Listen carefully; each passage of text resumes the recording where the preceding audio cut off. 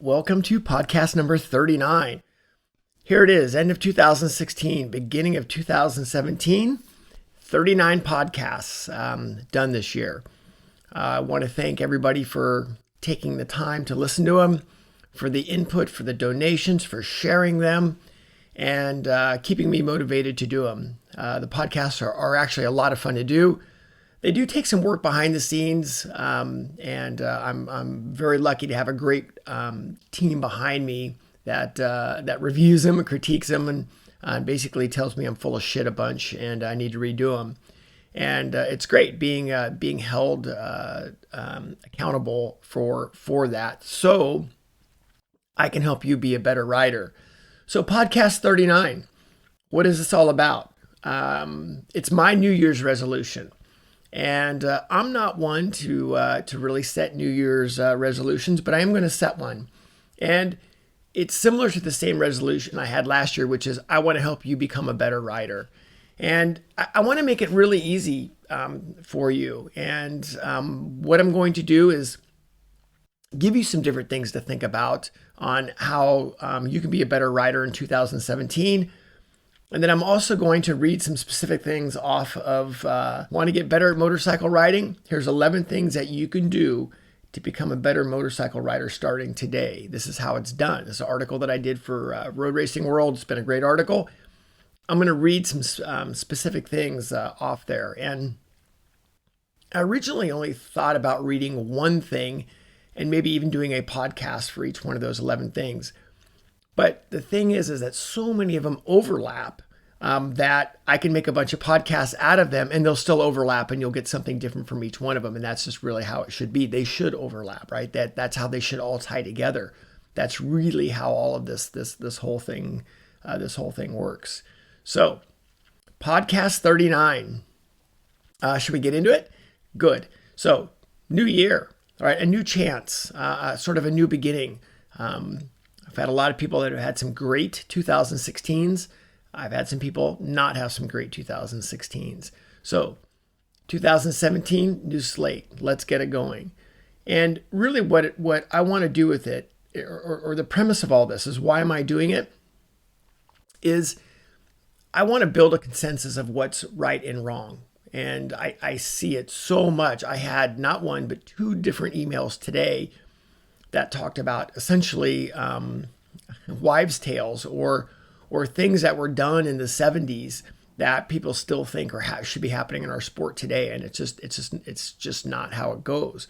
So I want to bring you the techniques and habits of the best riders in the world, right? I want to be able to bring that to you and to really every rider in the world. That's what I want to do. And not only that I want that to help you on the bike, I want it to help you off the bike as well. So that's part of when you establish habits and techniques of the best riders in the world that actually will help you off the bike as well. And that's sort of the theme or the title to even the talks that I do, the business and leadership talks I do, right? It's excellence in motion. And that's really what it's all about. So let's jump right into it. The first thing with a new year, a new beginning. And this is something that I've actually picked up in yoga, which is learn to practice. Learn to practice. I realize that everything that we do now is judged. So whether it's your lap timer, whether it's your cycling Strava segment, or whatever, you go indoor go-karting, right? And everything's up there for display. Learn to practice. Learn to take a notch back. Learn to understand that not every day is a good day. Learn that if I can get 1 inch forward every day, pretty soon you're going to be really ahead of the game. Instead of thinking that you're going to take a 15 or 20 foot jump and then maybe that doesn't go so well and then you end up going backwards with the whole thing. So learn to practice. Learn to put yourself in a position to practice. And we're going to give you some very specific things that go along with that. Start with that. The second one is, let's grow our sport. We have such a bitchin' sport. There really is no other sport like this. And I people that have been to some of my riders meetings and have heard me speak, is there really is nothing that replicates what our sport has. And we have the physical side of it, right? How we actually physically move on the bike to get it to do what we want.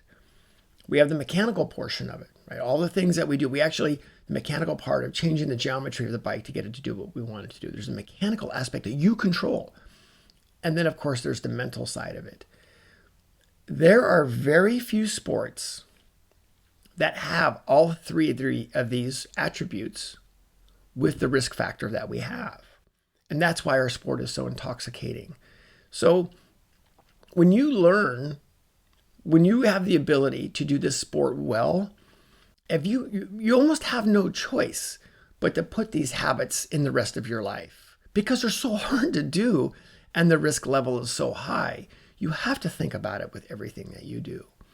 So help grow our sport, get other people involved. And when you get other people involved, if it's somebody that has never ridden a motorcycle, that has a desire to ride a motorcycle, you know what? Sponsor them to ride a motorcycle. Sponsor them to go to a course where they can learn to ride. Put them on your Yamaha TTR 125 and go take them around a parking lot, right? Let's help grow our sport and realize that we're not out there trying to throw our brain out. Realize that, yes, we do want to go quick. We all want to quick. We all want to enjoy our riding. We all want to do that. But we're also trying to mitigate the amount of risk that we're taking to make that happen. So help grow our sport. Get people riding. Sponsor the local rider. Help out the local dealership. Let's get all of us going in the same direction. Take some coaching, right? Do I want you to take coaching from me? Hell yes, of course I do. But take coaching, right?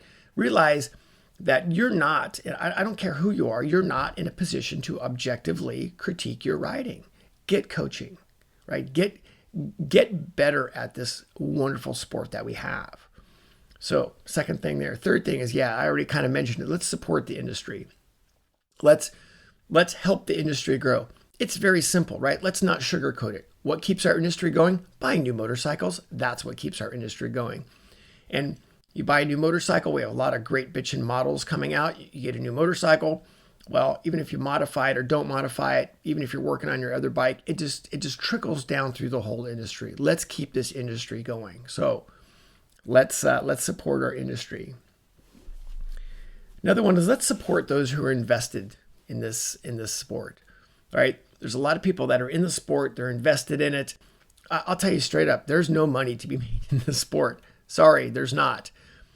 I'm staying in the sport because I love it. It's been very good to me as a human, right? As I'm getting better at what I do, I'm helping other people. I've got a great quality of life. There's no money in it.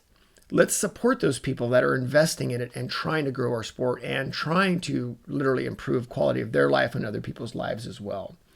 So let's go and dive into a couple things, right? So what I would like to do now is I've got my article here, what I do, the 11 things that you can do to become a better rider starting today. And I want to talk about a couple things when it comes with this. And the first one is, ask yourself, do you want to improve?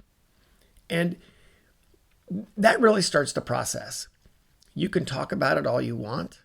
You can read every internet article that you want, but do you really want to get better, right? Getting better, right? What I wrote is, true progress requires grit and discipline. There are no shortcuts. To do it, you have to do it.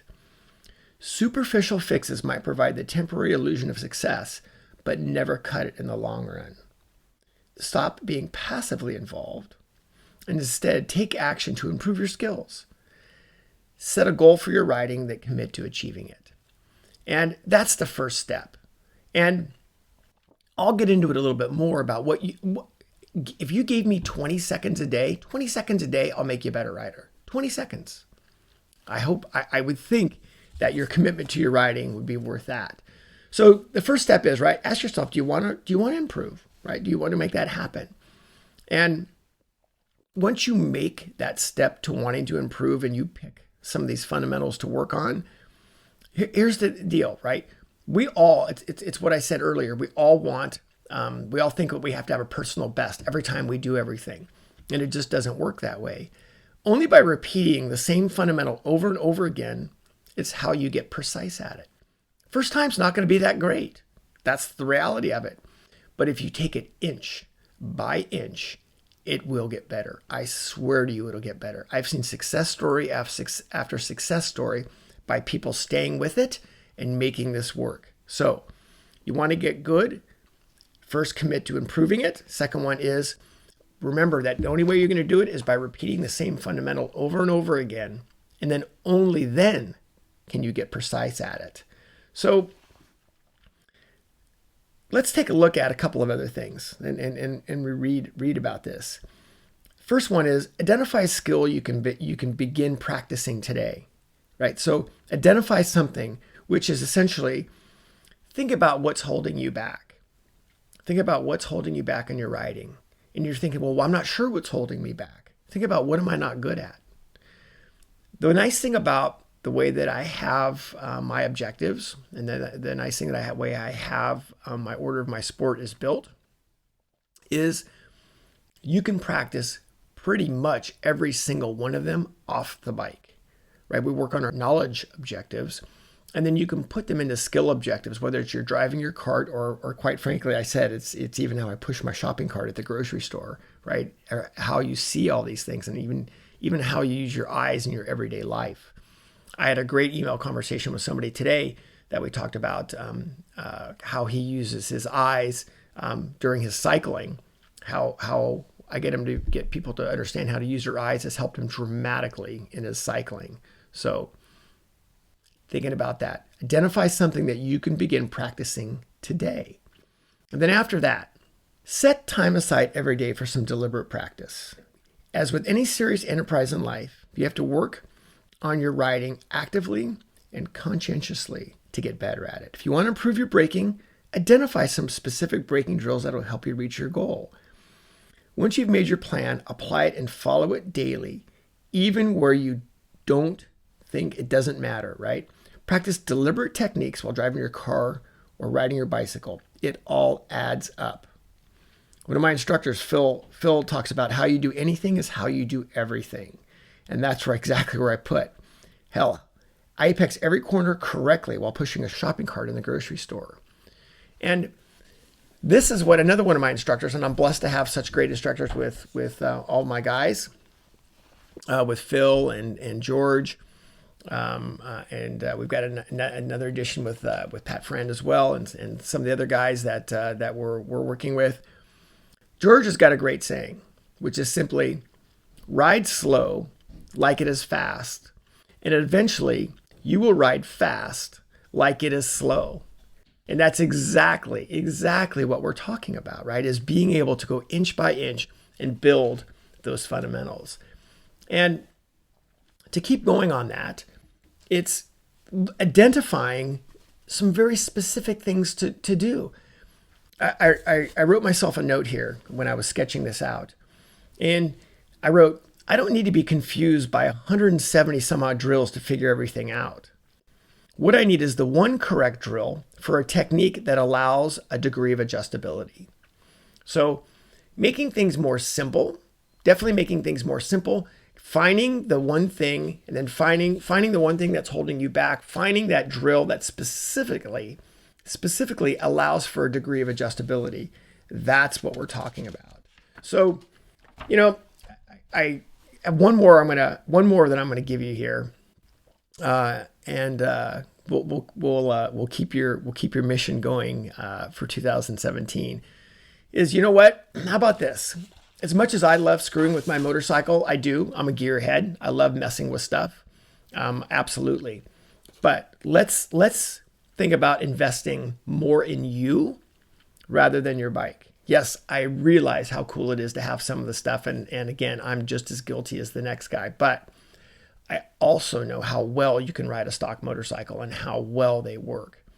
And I've seen more riders' days ruined by having some trick part on their bike that doesn't work the way it's supposed to, and they end up spending their whole track day or their whole race weekend screwing with something that honestly wouldn't have made any difference.